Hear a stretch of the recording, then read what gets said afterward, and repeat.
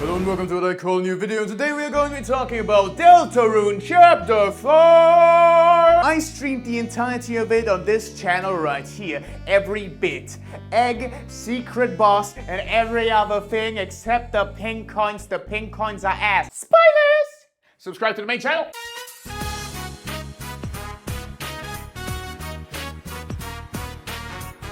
If I had to give this chapter a number amount out of 10, realistically, it would be a 9 out of 10. There are a lot, and I mean a lot, of good things about this chapter. Who's at the top? God damn it! Especially when it comes to the lore! And then I only need one last piece of proof.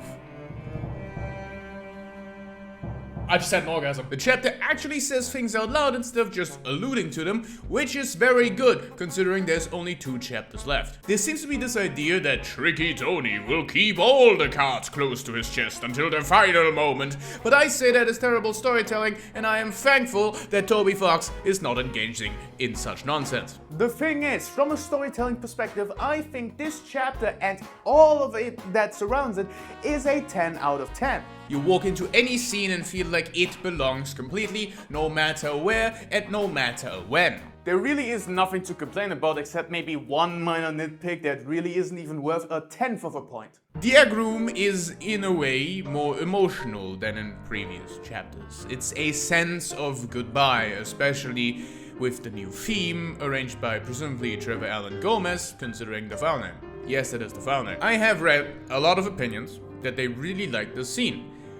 But for me personally, it felt lacking, especially after chapter 3 and 4's fantastic X scenes that had just so much to them. This one was really nothing except a goodbye and a check if you've gotten every single egg.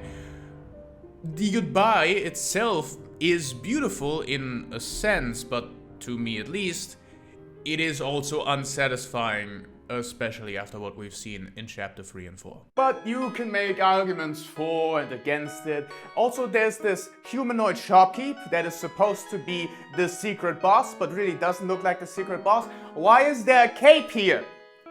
That's not her hair! What's that cape? So you're probably wondering, why a 9 out of 10 if you like the story aspect of it so much? Well,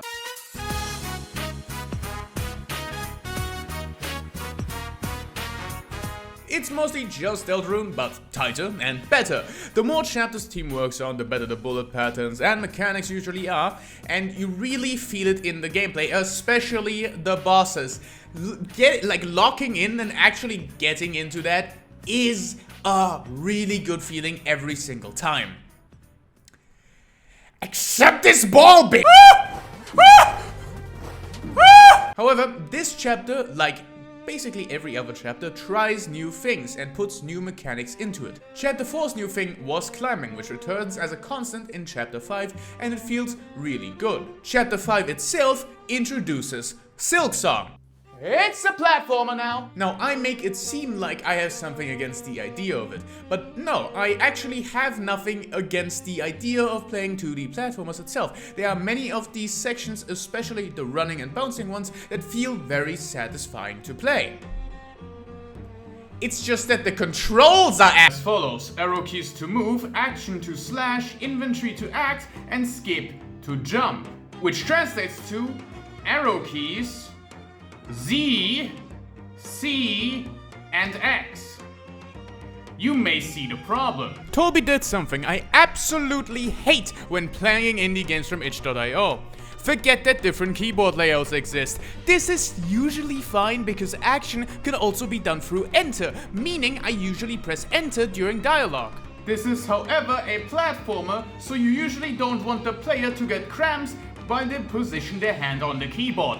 Which is why I started out like this, but every time I wanted to press the attack button, I could no longer move to the left, which is bad because you need to move to the left while attacking pretty often in this game. You also can't change the controls besides switching Z and X's function, which does not help. So I propose, get rid of this useless fucking button and replace it with platformer controls, where I can remap the platformer controls to my liking, because why the fuck isn't it an option in the first place, Toby? Also, I downloaded a foreign keyboard after a while, and guess what? The controls still sucked ass. Who decided these buttons? Acts are done on specific elements of the world by holding C and selecting what your companions do. This basically pauses gameplay for however long you hold down the C button. This breaks the flow and feels like ass. It interrupts gameplay to the point the flow state is completely broken and is required to actually beat most fights in the platforming section. Ironically, the only time the partner mechanic felt really good was during a segment where control was taken away from the player and Susie and Ralsei acted on their own. That's how we diddly do it, Tom. You know what? This feels good. This is the first time I can say that the gameplay feels good in these segments. Except the running segment, I guess. Pink coins are gathered from all over the chapter in side rooms that contain challenges. And you need 10 out of a possible of 20 to buy the key that unlocks the secret boss. After beating the secret boss, you need all 20 if you want to buy every single piece of gear in this room that you unlock after the boss is defeated. This is a bad mechanic, because this is how it felt like during my playthrough. I distinctly remember this being pink coins when you break them. It is. Well, that's great. I'm going to assume that the game is bad and there is nothing to do with that thing. That is what I'm going to go ahead and assume. Have you considered Tricky Tony? That's a lot of people like to say Tricky Tony does tricky things, but this is bad game design. This is not Tricky Tony. This is a bad game design. Once you've beaten the secret boss, you gain access to this lad, which will tell you where the rest of the pink coins are. 2 in garden, 2 in cliff, 1 in top of castle. That's it. That's a big place. This mechanic is just frustrating and makes me want to not go exploring, which is a bad thing.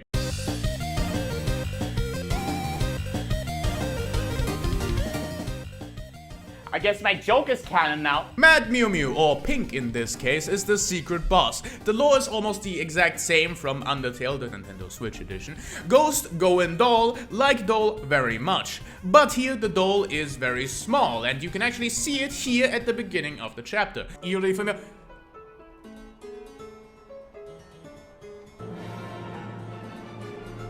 Mad Mew Mew! And it grows into something real in the Dark World. It is a dating fight. I get that reference. Still can't believe that a day before I made a joke about dating Mew Mew. And I asked a Mad Mew Mew out in real life. And that just happened! She fights us because Ralsei is in his little bitch arc the whole chapter and acts like a little bitch. Okay, Ralsei. Okay, Ralsei. I'm trying to hit over here. I'm trying to hit. What are you doing? I'm just out here asking things. You know, what are you doing? I would humbly apologize. I humbly apologize. I don't know what this bro's cooking in the corner here, but you can ignore the brother in the corner. Brother in the corner don't know nothing. Brother in the corner don't mean nothing. But we also put 2 and 2 together and figure out that she isn't a flower because, you know. Well, that's... How about you mind your damn business?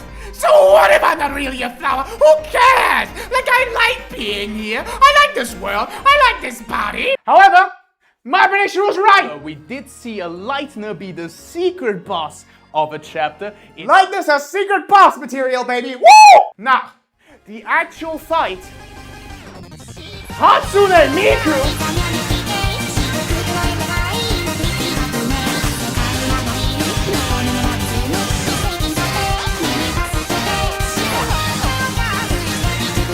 Woo! That's my girl! This secret boss is the hypest thing in the entire chapter.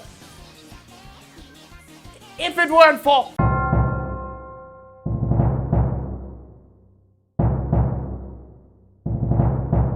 Them, the creator of the Dark Fountain. I'll find them here. I know it. Show them.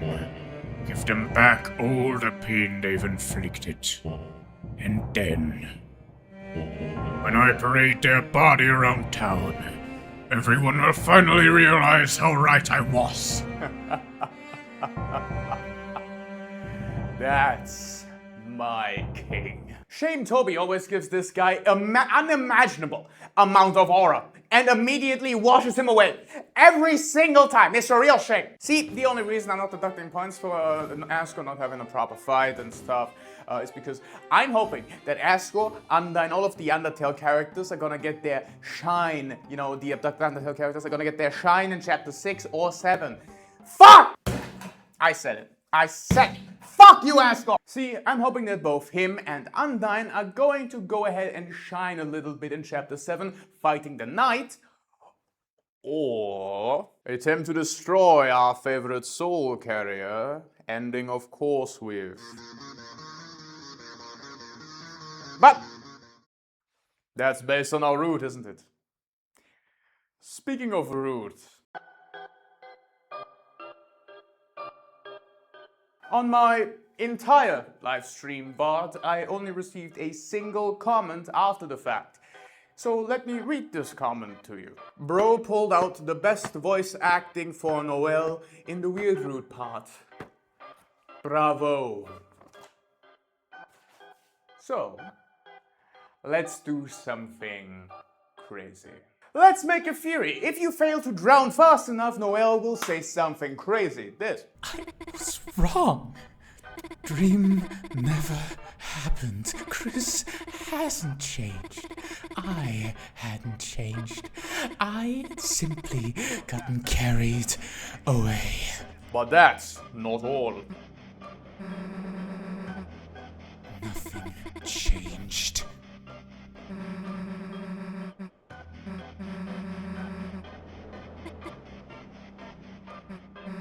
Nothing changed. And even more changes occur deep into the chapter. Just tell me if I've been getting in the way of something.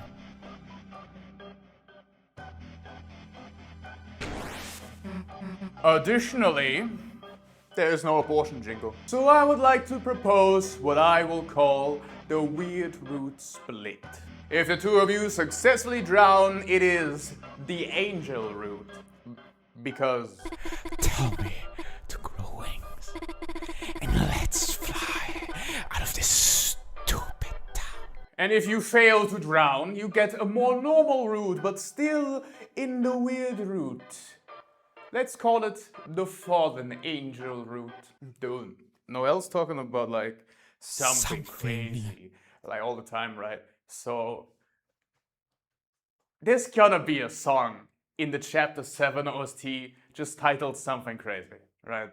And it's gonna be Noelle's boss theme. We all know this, right? And it'll either be like the hardest shit in the entire game or stab you emotionally in the throat 28 times. 28 stab wounds! Fucking hell, it's so warm.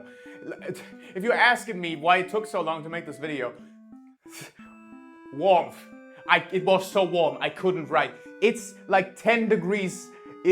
Currently it's 10 degrees like colder than it was the entire week before. Look at my forehead. I'm sweating like balls. So overall, I think the chapter has a lot to offer. I've seen a little bit of criticism on Twitter where people said that this chapter felt more like a fan game. They didn't actually, you know, reveal anything or conclude anything that was set up in the prior chapters. And to those kind of people, I just have one thing to say, and that is, are you rich? This was probably literally the most exposition heavy or most revealing chapter that there is, if we don't count the chapter 1 exposition dump, because it was, you know, chapter 1. I think a lot of people are just mad that they aren't already playing chapter 7 or chapter 6, where presumably more stuff will be revealed, because that is storytelling. Crazy, I know. And expected every single detail to be revealed right now, or I will kill your entire family! But that is simply not what that chapter was. You got mad because the expectations you grabbed out of thin air were in fact not correct. And, well, bah. Or that your fan theories were wrong. There's a lot of people complaining about that. Anyways, as I said, 9 out of 10 chapter, 10 out of 10 story, and my bit is forever ruined because it's canon now. But I will continue to have sex with her. Cue the clown!